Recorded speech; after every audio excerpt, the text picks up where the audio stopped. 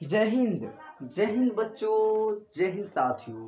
बच्चों, आज के इस क्लास में हम आप लोगों को बताएंगे क्लास 10th का जो अर्थशास्त्र बुक चल रहा है उससे आगे का टॉपिक, जिसमें हम लोग पढ़ लिए थे कल के क्लास में। अर्थव्यवस्था क्या है, यह कितने प्रकार के होते हैं, इसके संरचना एवं ढांचे के आधार पर अर्थव्यवस्था कितने प्रकार के होते हैं, इन सारे चीज़ों के बारे में कल पढ़ लिए थे।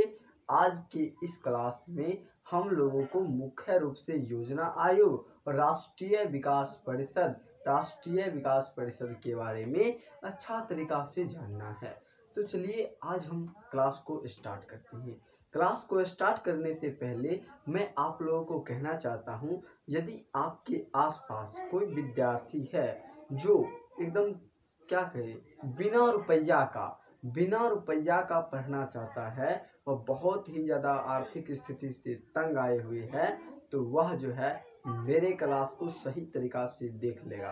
अरे खुद हम टॉपर हैं और टॉपर तुम सबको बना कर रहेंगे।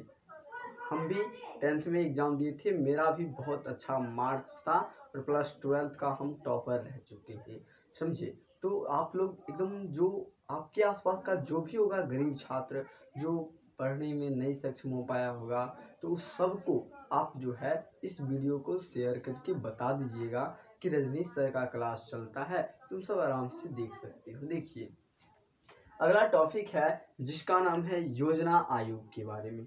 कौन सा आयोग है बच्चों? तो योजना आयोग। टॉपिक का नाम क्या है? तो टॉपिक का नाम है योजना आयोग।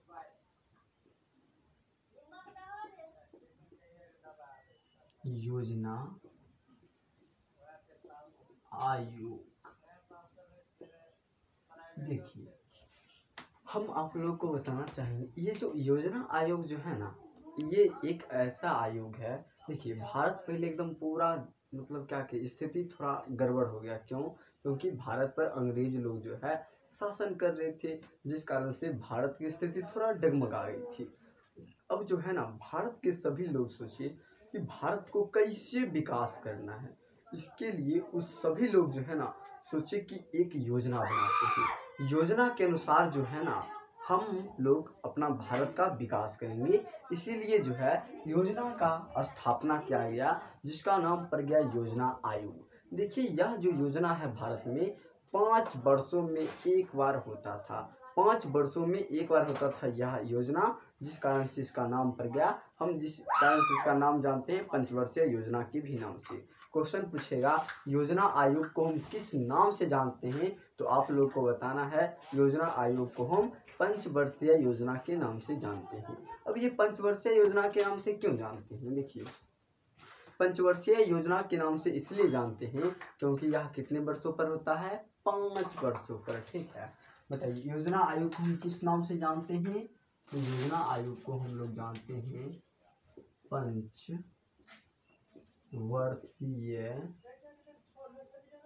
योजना के नाम से। इसका जो स्थापना है वह हुआ था 15 मार्च 1950। देखिए क्वेश्चन बहुत बार पूछा गया है, पूछेगा क्वेश्चन कि योजना आयोग का गठन कब हुआ, तो क्या करना है? 15 मार्च 1950 को। 15 मार्च 1950 को किसका गठन या फिर स्थापना हुआ?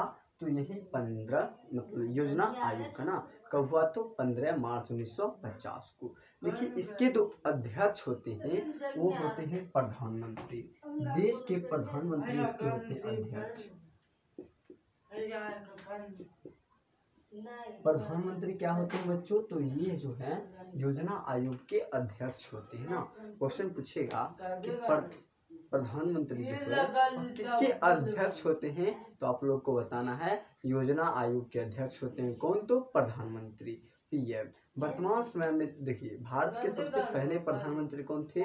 तो पंडित जवाहरलाल नेहरू। तो उस समय जो है प्रथम पंचवर्षीय योजना के अध्यक्ष कौन रह चुके? तो पंडित जवाहरलाल नेहरू। क्वेश्चन कैसे पूछेगा?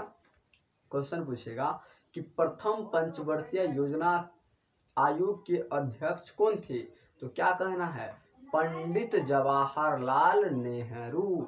पंडित जवाहरलाल नेहरू, वो क्या थे तो भारत के प्रथम क्या थे प्रधानमंत्री ना। और वर्तमान समय में प्रधानमंत्री कौन है तो मोदी जी ना, मोदी जी हैं वर्तमान समय में।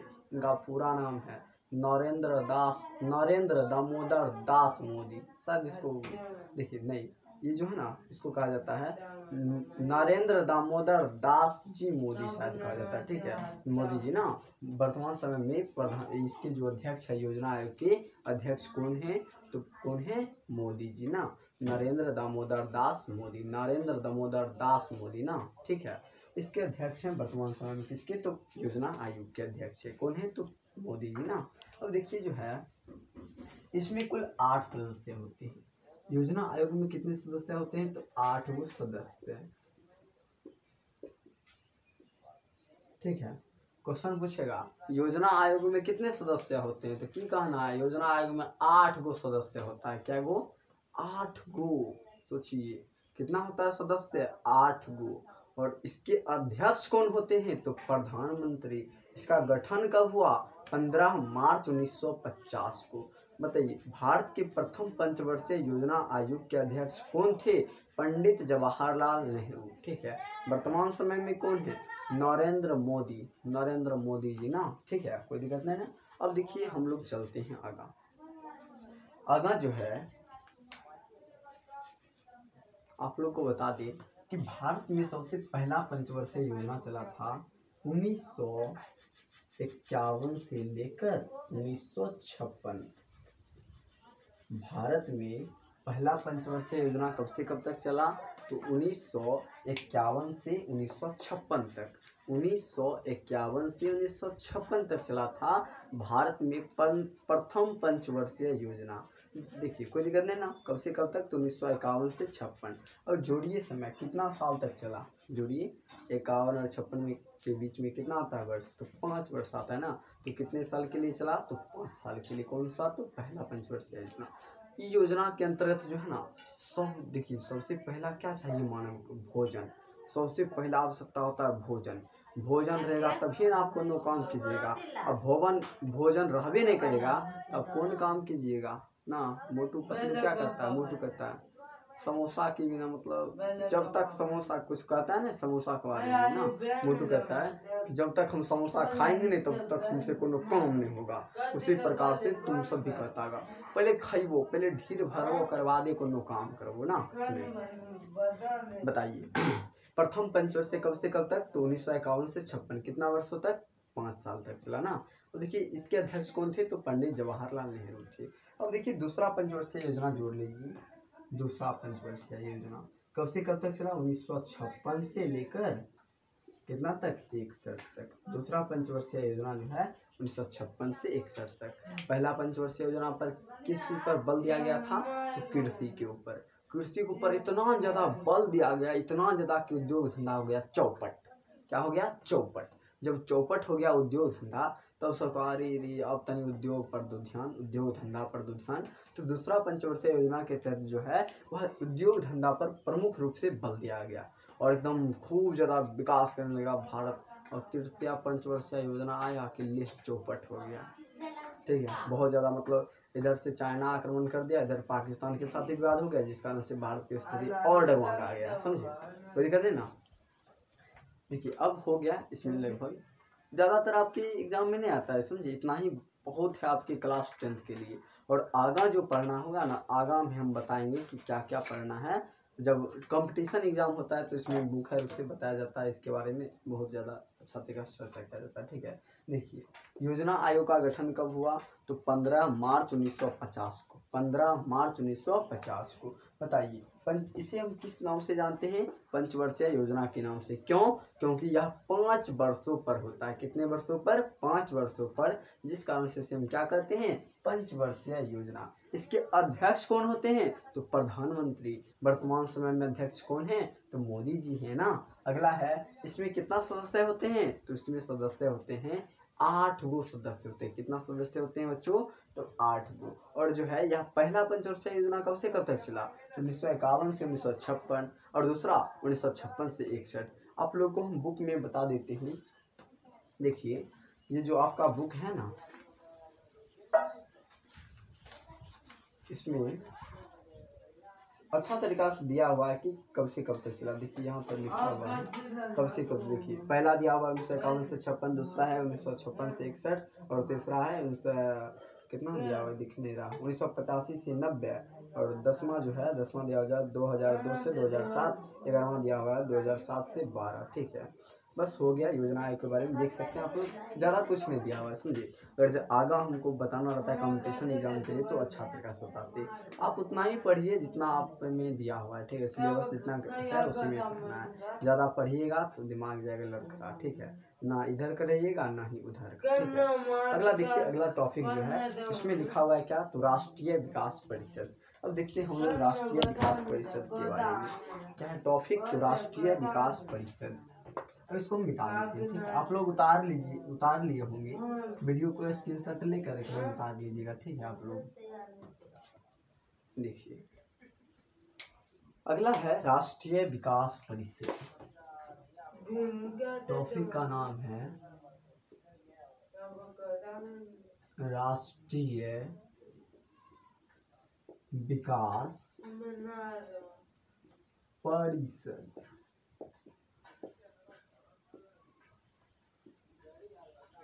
ठीक है, देखिए राष्ट्रीय विकास परिषद क्या होता है, अर्थात राष्ट्रीय विकास परिषद सबसे पहले इसका देखते हैं स्थापना।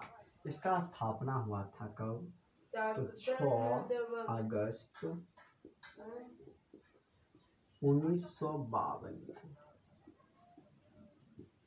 राष्ट्रीय विकास परिषद का गठन कब हुआ, 6 अगस्त 1952 को। देखिए इसका मतलब क्या होता है, सबसे पहले लिखा हुआ है यहाँ पर राष्ट्रीय विकास परिषद। राष्ट्रीय मतलब होता है राष्ट्र ना, राष्ट्र का विकास कैसे किया जाए इसके लिए एक संस्था बनाया गया। और प्लस में योजना आयोग को किस प्रकार से सहायता देना है, राज्य की समस्या को निकालना है। समस्या को निकालने के लिए एक परिषद बनाया गया, एक समूह बनाया गया जिसे हम कहते हैं राष्ट्रीय विकास परिषद। ठीक है, इसका स्थापना हुआ था 6 अगस्त 1952 को हुआ था। ठीक है, इसके भी अध्यक्ष प्रधानमंत्री जी होते हैं। इसके भी अध्यक्ष कौन होते हैं, तो प्रधानमंत्री जी होते हैं।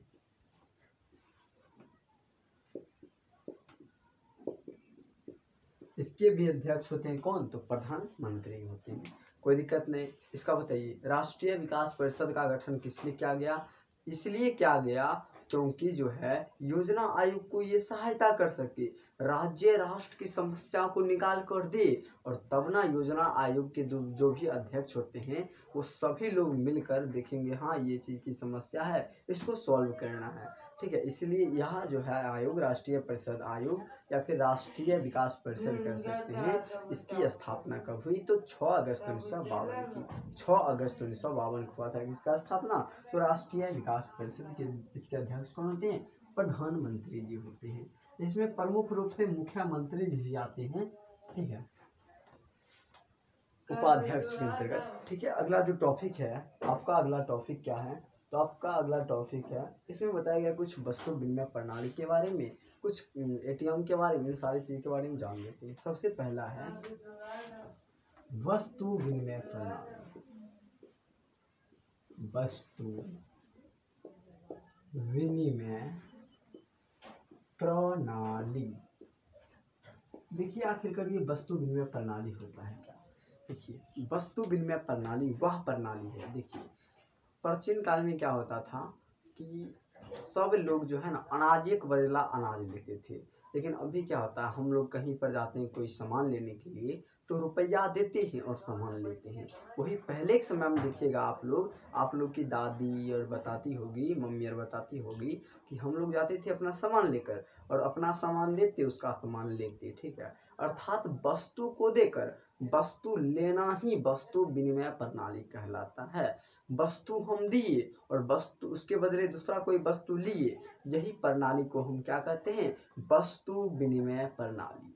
वस्तु विनिमय प्रणाली क्वेश्चन पूछा जाएगा वस्तु विनिमय प्रणाली क्या है, तो वस्तु के बदले वस्तु को लेना या देना क्या कहलाता है, वस्तु विनिमय प्रणाली।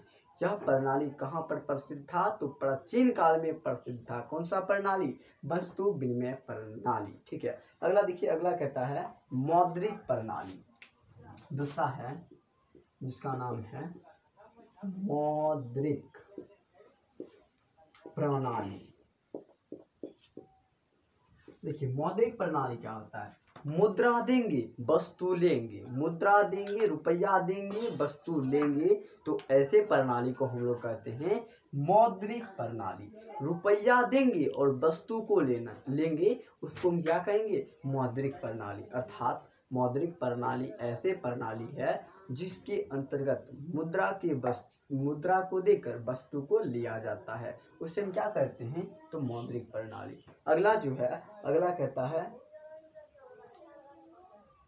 बैंकिंग प्रणाली। देखिए अगला तीसरा है बैंकिंग प्रणाली।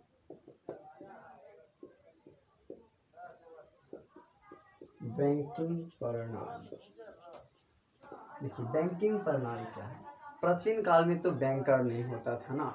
बैंकिंग प्रणाली एक ऐसा प्रणाली है जिसके अंतर्गत हम लोग चेक लेकर जाते हैं, उधर से रुपया लेकर आते हैं, उसे हम कहते हैं बैंकिंग प्रणाली। अर्थात अपना कोई भी मतलब चेक हो गया ना, चेक को देंगे उससे रुपया लेंगे, उसे हम क्या कहते हैं, तो बैंकिंग प्रणाली। अगला जो टॉपिक है, अगला टॉपिक है जिसका क्या नाम है, तो है एटीएम। देखिए अगला टॉपिक का नाम है एटीएम। एटीएम ठीक है, देखिए एटीएम का फुल फॉर्म होता है ऑटोमेटिक टेलर मशीन। ठीक है, ऑटोमेटिक, यहाँ पर लिख देते हैं एटीएम। एटीएम का फुल फॉर्म होता है ऑटोमेटिक टेलर मशीन। अर्थात एटीएम में आप लोग जाइएगा ना, क्या होता है मालूम है, उसमें आप लोग जब जाइएगा तो सीधा एकदम लगाइएगा अपना कार्ड, खींच देना, उससे कुछ टिपा जाता है बुट्टम, जो भी आपका गुप्त होगा पिन, उसको आप दीजिएगा और उधर से तुरंत पैसा निकलेगा, एकदम तुरंत। उसी को हम कहते हैं एटीएम, अर्थात automatic teller machine. Automatic teller machine ATM का फुल फॉर्म होता है। आप लोग को आशा करते हैं कि यहाँ तक समझ में आ गया होगा। तो देखिए आज के लिए बस इतना ही हम रखते हैं, कल के क्लास में बिहार की आर्थिक स्थिति के बारे में बताकर इसको ख़त्म कर देंगे। जय हिंद।